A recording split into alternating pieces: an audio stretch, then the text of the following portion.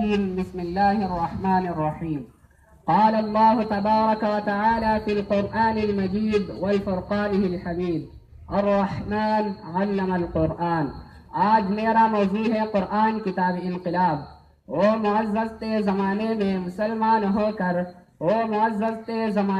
مسلمان ہو کر اور ہم خوار ہی اطار کے قرآن ہو کر اللہ تعالیٰ نے کائنات کے مقدس ترین انسان کو رحمت للعالمین بنا کر بھیج دیا اور اپنے پیغمبر صلی اللہ علیہ وسلم کو قرآن کی صورت میں انسانیت کا دستور دیا، ہدایت کا منشور دیا، راہ زندگی کا نور دیا. قرآن کی انقلابی تعلیمات نے انقلاب برپا کر دیا اور ایسا انقلاب کہ دنیا اس کی مثال لانے سے قاصر ہے. قرآن نے شہر بدل دیے، ذہن بدل دیے، عقائد بدل دیے، سوچنے کے انداز بدل دیے، راستے بدل دیے، منزل بدل دی، معیشت بدل ڈالی، حکومت بدل ڈالی، زندگیاں بدل ڈالے، زندگیوں کے رخ بدل ڈالے، تجارت بدل ڈالی، ظاہر بدل ڈالا، باطن بدل ڈالا، انسان بدل ڈالا.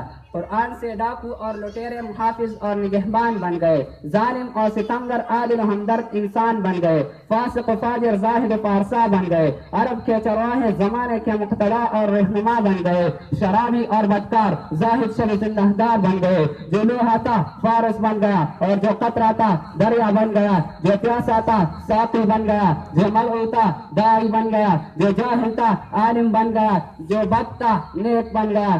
ابو بکر تھا صدیق بن گیا، عمر تھا فاروق بن گیا، عثمان تھا ذوالنورین بن گیا، علی تھا حیدر کرار بن گیا، معاویہ تھا کاتب وحی بن گیا، بلال تھا مسجد نبوی کا مؤذن بن گیا، حمزہ تھا اسد اللہ بن گیا، خالد تھا سیف اللہ بن گیا، ابو عبیدہ رضی اللہ تعالیٰ عنہ تھا امین الامہ بن گیا. سامعین گرامی، یہ سب کچھ کیسے ہوا، کیوں کہ ہوا، یہ انقلاب کیسے آیا؟ عرض کرو، یہ انقلاب رسول اکرم صلی اللہ علیہ وسلم کی محنت سے، قرآن کے پڑھنے سمجھنے اور اس پر عمل کرنے سے برپا ہوا. یہ تبدیلی قرآن انقلابی تعلیمات کی برکت سے آئی.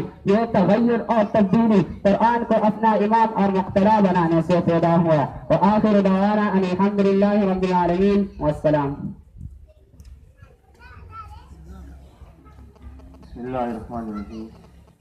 الحمدللہ تاسو زمونږ ماشاءاللہ د جامعہ دارالعلوم ہاشمیہ احمد آباد د دې طلباء کرامو چې دا مجلس د طلباء کرامو دې د وجې مونږ پکې مداخلت نه کوو، مونږ چې دا بچیان خپله بیانات مو کي، تلاوت مو کي، نازخواني مو کي. تاسو وګورئ چې دوی سره اساتذې کرامو کوم محنت کړی دی چې هغه تاسو وګورئ چې څومره دوی شب و روز دلته لګیا وي او دا محنت دوی سره کېږي.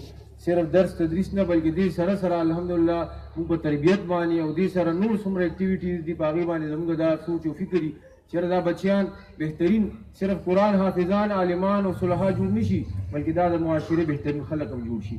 نو دا زموږ یو بنیادي مقصد دی دې مدرسې. اوس د کوم امتحان زموږ د سیمایي شی نو هغې سلسله کې زموږ استاد الحدیث د دارالعلوم حقانی حضرت مولانا عرفان الحق صاحب دامت برکاتهم تشریف راوړی دی او نور زموږ علماء کرام مشران دلته موجود دي. نو تاسو په وړاندې د ټولو ناول د دې انعاماتو تقسیم کوو چې کوم بچیان هغه پوزیشن یې اخیستي دي. بیا هغې نه پس به انشاءالله حضرت تاسو ته یو څو خبرې کوي. ټول ناول په شعبه حفظ کې زموږ د